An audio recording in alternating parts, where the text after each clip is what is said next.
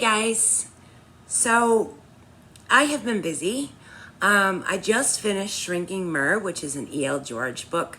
It's in my Aftertales series. And for this, I took a little road trip with Alice. If you guys followed my Alice in Wonderland video, then you know what I'm talking about. If not, it's somewhere in that playlist of things I've been up to. And it was a lot of fun. I wanted to get a better, my big weakness is setting. So I really wanted to get a better handle on setting. And this particular character, obviously it's sort of a retell, but not really, this Aftertale series.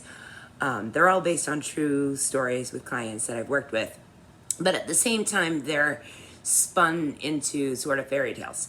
This is a Little Mermaid sort of, I don't know. It's very far off from the actual fairy tale, but it does tie into mermaids. I don't want to give away the point of why this girl believes she's a mermaid, but I will say this. She is an at-risk kid that is living on a boat. Her parents have no money, and what they do is they live on Rye Harbor, which I'm going to show you Rye Harbor in the video, and I'll talk about where things in the book are going to actually relate to real life. But she lives on Rye Harbor, sort of hopping from boat to boat when the tourists aren't in town. They're digging food out of the trash at Hampton Beach. Now, these are real places, and like I said, the story is based on a true client. So a lot of reality is going to merge with fiction here. Obviously, I have to fictionalize this in order to make it, able to be out there in the world. But this character, Meredith, is told as a child that she is a mermaid and that her father is a pirate, and that's why they live on boats. Her parents are extremely dysfunctional, but at the same time love her to pieces. So it's been a really fun write.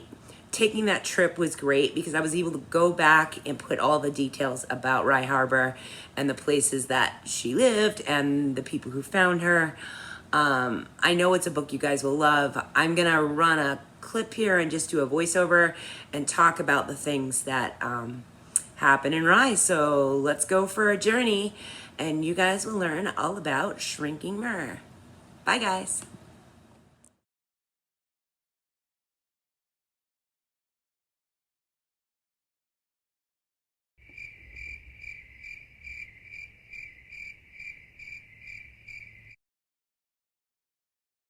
Okay, so here we are in Rye, New Hampshire. If you look to the right, you will see where the harbor is. And obviously, Rye is a gorgeous place. You've got a huge coastline. There are just stunning houses everywhere. And this is the area where basically Meredith and her family are hiding out. When you drive up the coast, you can see there are a lot of like stop-off areas. And those are places where they're going to hide when the tourists come.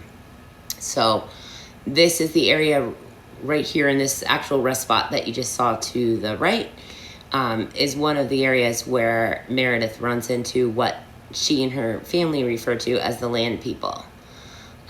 As you can see, it's pretty challenging for a character or, person, I guess, if someone was really doing this, to try to navigate this particular area. You've got a lot of really affluent people, but it's not too well populated. If you go down just a little bit on the coast, it gets way more populated at Hampton Beach.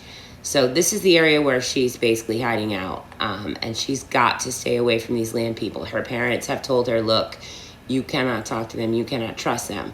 Now, of course, as a kid, she has no idea why. She's truly afraid of the, quote, land people. And her friendships and relationships are actually with these sea creatures that she has in her mind.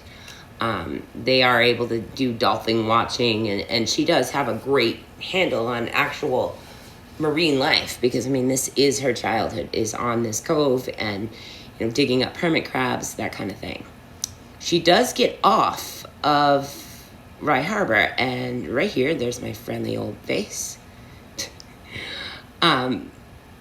Right here on this cove is sort of where things begin to change for her. Tourist season comes back, and she starts to watch the land people a little more closely. Her parents have just vanished, and they do that from time to time. They both have substance abuse problems. This place right here is where she gets extra food. This is called Ray's. It's like my favorite place in the world to eat lobster, which is like my favorite thing in the world to eat. So there you go. So Ray's has been brought into my fiction world. And at Ray's Diner, as you can see, there is a big patio up on the top of the restaurant where people eat. But below that patio, because there's that lettuce, there is actually places where Meredith can hide out and get food. She becomes pretty creative in ways to survive and support herself during her time alone without her parents. But after about a month without anyone there, the land people come into play, and that's when Meredith's world begins to change a little bit. And she's got a lot of learning to do, and she's got a lot of decisions to make. And for a kid, that can be difficult because you don't always have a voice. So in this system, you have Lena Johnson, who is the social worker assigned to her case and a land person, who needs to make Meredith understand that, you know, there's life away from the sea, and that there's a future ahead for her. So anyway, that is Shrinking Mur. It's a book. I love all of these After Tale series books, and I know that they aren't for everyone. You really have to like my E.L. George stuff to appreciate these, but for those readers that do love my E.L. George stuff, this one's definitely for you.